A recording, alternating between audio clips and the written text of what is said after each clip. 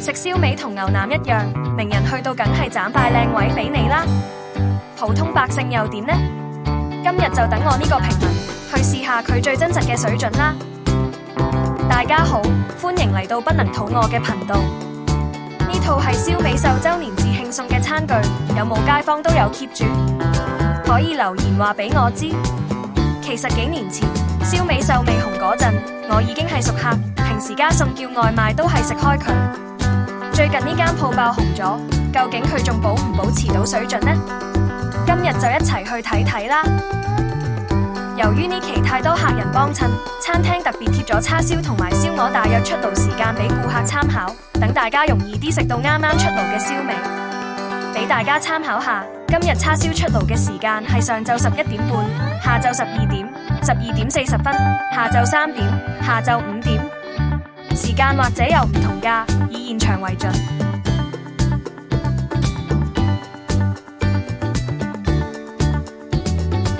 其實燒味秀嘅價位比起一般燒味鋪仲要抵少少。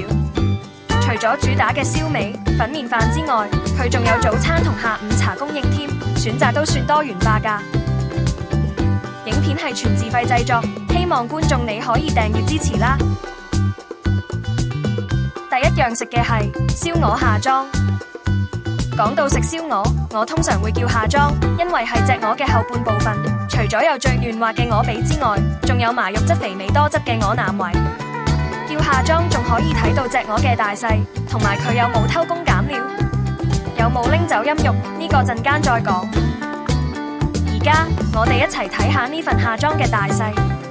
就咁睇落，呢隻鵝唔算好大隻。對比我之前喺灣仔食過一間燒味店，我同樣叫咗份下裝，佢就多啲肉，亦都冇咁肥。雖然另一間價錢係158蚊，但我寧願俾多20蚊，食大隻啲啖啖肉。燒味秀嘅鵝髀明顯比較肥，值得讚嘅係佢嘅燒鵝夠鵝味，熱到夠晒味。而且佢啲皮燒得都算脆，咬落去油脂即刻爆出嚟，鵝油嗰種甘香味真係冇得頂。跟住講下鵝陰肉，佢係指上髀靠近鵝身體嘅部分，可以形容係大髀罅位，係肉質最嫩滑最甘香嘅位置。你可以見到佢嘅鵝陰肉比較挺身，因為有比較，食落覺得口感硬啲，唔夠嫩滑同甘香。抵讚就係佢冇偷走呢個位嘅肉，留返俾個客。叫咗個上湯米粉配燒鵝，鵝汁流咗落個湯底度好夾。2點半開始有下午茶。第二樣叫咗個叉燒拼油雞下午茶餐。下午茶勝在價錢親民，喺燒味嘅部位選擇上，最靚嘅位會留返俾正叫燒味或者正價午時。通常師傅都好難俾啲靚位你，所以如果連下午茶嘅燒味都保持到高水準，呢間餐廳嘅評分真係值得俾高分。叉燒肉質略為乾咗啲，但係都算腍，明顯比我之前單叫一斤叉燒質量冇咁好。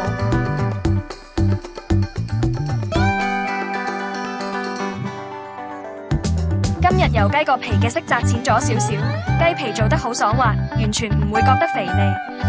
雞胸值得讚，唔會乾爭爭，熟到啱啱好。